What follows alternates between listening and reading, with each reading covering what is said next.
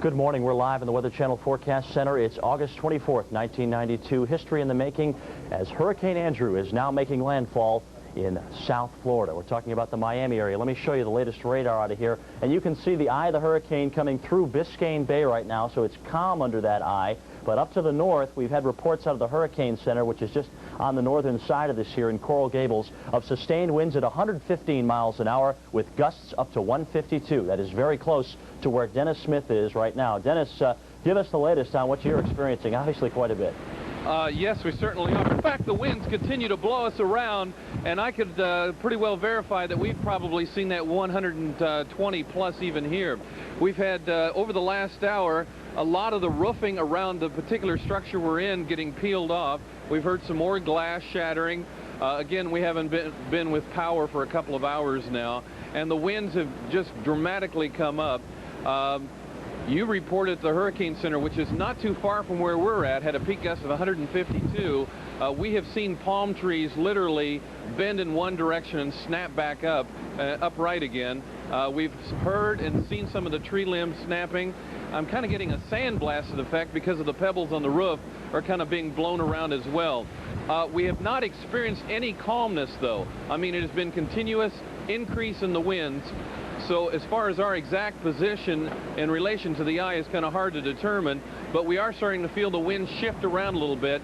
They were coming from my left to your right, my left to right, and now kind of coming at my back and coming a little bit occasionally from my right. So we're getting the gustiness, and we're also getting the shift in the winds taking place.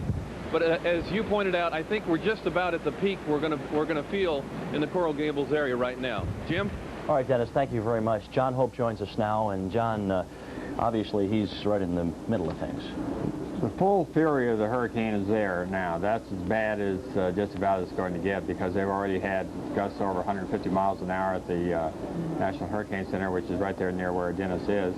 And we've had reports just offshore at Bowery Rocks. The sustained wind was 140 miles an hour with gusts of 160.